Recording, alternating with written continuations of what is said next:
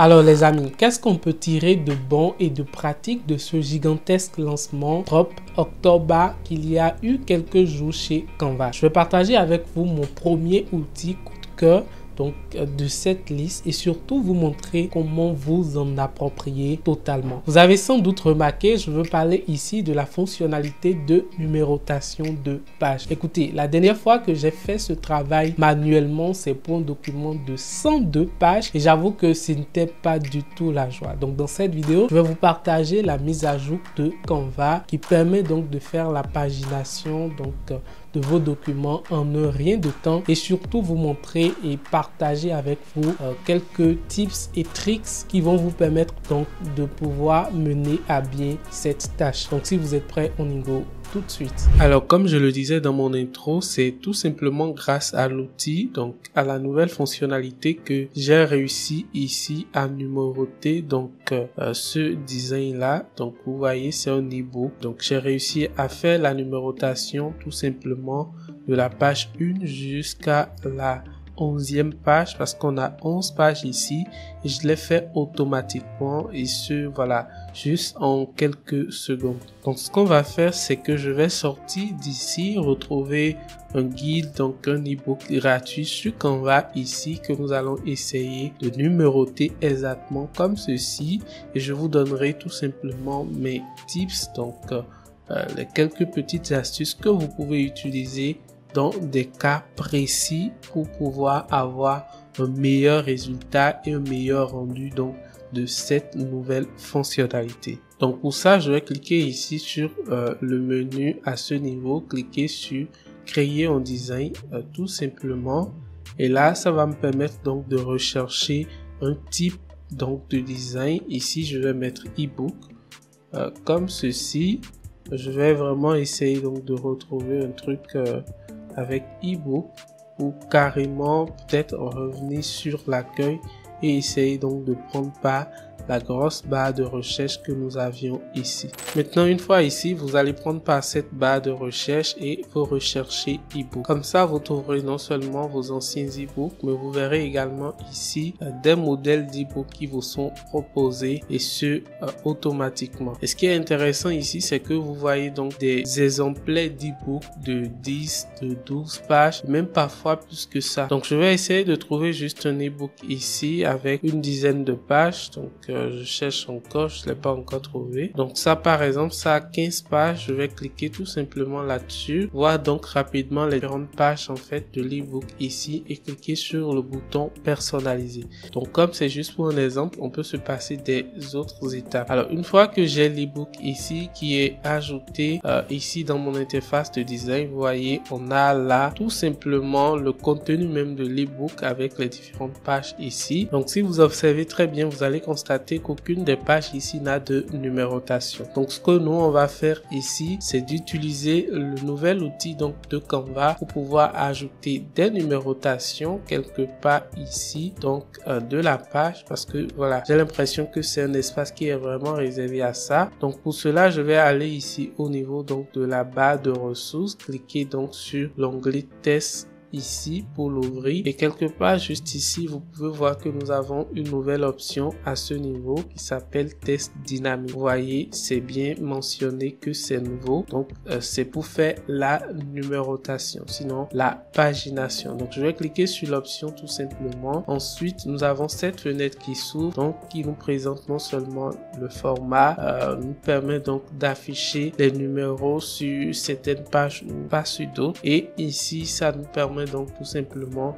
d'appliquer toutes les modifications qu'on aura à faire sur un élément, donc de pouvoir l'appliquer sur toutes les autres numérotations. Je vais vous expliquer un peu plus en détail de façon plus pratique comment tout ça fonctionne. Donc la première des choses qu'on peut faire, c'est de commencer par le format. Je vais cliquer sur cette flèche déroulante et vous pouvez voir que nous avons trois formats ici. Nous avons donc un premier format qui concerne uniquement les chiffres. Donc quand vous choisissez ce format par exemple, vous allez constater que tout ce qui va être ajouté, ce sera uniquement donc du chiffre. Par exemple comme ça, si je viens ici, vous allez voir donc qu'un chiffre a été ajouté, donc 6. Et partout ce sera donc uniquement du chiffre comme cela. Maintenant, si on essaye donc le second format, vous allez voir page plus nombre. Donc on a page 7, on a la mention page en plus donc du nombre, et en dernière position on a en fait le format page in sur in. Donc là tout simplement ça présente non seulement le nombre de la page en question, de la page sur laquelle on est ici actuellement, mais en plus de présenter le nombre de la page, ça met la mention page et ça vous dit à peu près combien est la page totale en fait donc de tout le document que vous avez devant vous, et ce sera ainsi sur toutes les autres pages. Donc ce qu'on va faire, ou ce que nous on va choisir ici, c'est donc de choisir par exemple le format chiffre uniquement. Je pense que c'est le format le plus simple, répandu et général. Ensuite je vais passer donc à la deuxième option. La deuxième option ici, c'est pour afficher les numéros. Donc si vous voulez ne pas avoir les numéros sur un certain nombre de pages, vous allez tout simplement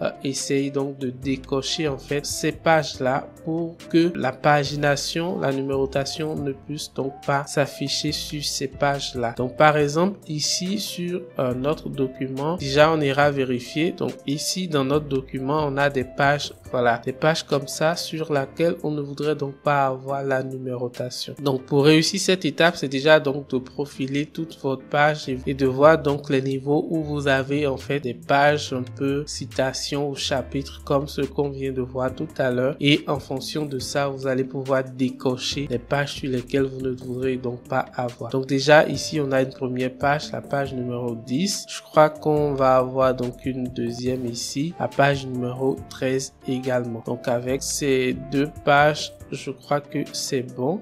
2 ou 3 pages, donc 10, 13, 15. Je vais venir ici tout simplement et je vais cliquer ici donc sur la page 13 pour pouvoir la décorcher. Ensuite la page 10 pour pouvoir la décorcher, et la toute dernière page qui est la page 15 pour pouvoir également la décorcher. Une fois que tout ça c'est bon, je vais faire terminer comme cela. Et maintenant si on vient ici, vous pouvez voir que ces pages, donc la page 15 ici est sans numérotation. Je crois que la page voilà 13 également est sans numérotation, et enfin la page 10 ici est sans numérotation. Juste avant ça on a la numérotation ici 9, et quelque part ici on a également la numérotation 11. Donc avant et après la page numéro 10 on a bien sûr donc des numérotations. Alors ce que vous pouvez remarquer, c'est que l'outil ici est voilà un peu technique, bon pas côté technique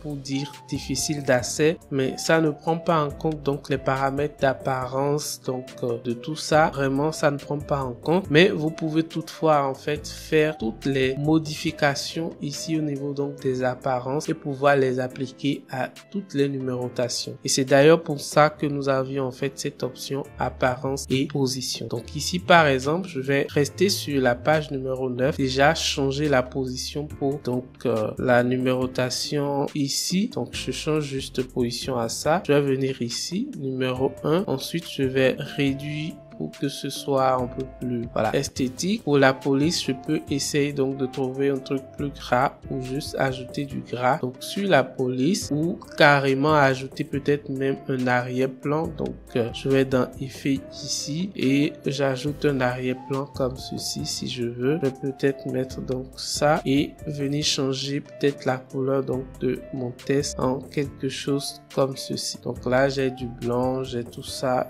Et je pense que voilà, le rendu ici que ça a est assez intéressant. Donc comme ça, vous allez voir tout de suite que c'est uniquement à ce niveau que j'ai en fait réussi à modifier et à personnaliser l'apparence donc de la numérotation. Par contre, sur les autres pages, on n'a pas donc ce même résultat. Mais ne vous inquiétez pas, tant que vous avez donc appliqué les modifications sur la numérotation que l'outil même a ajouté, vous pouvez toujours revenir donc dans l'outil ici test et fait appliquer les propriétés à toutes les pages. Et comme ça, vous allez voir que ça a été appliqué. Et ici, on a donc la page numéro 8 ici.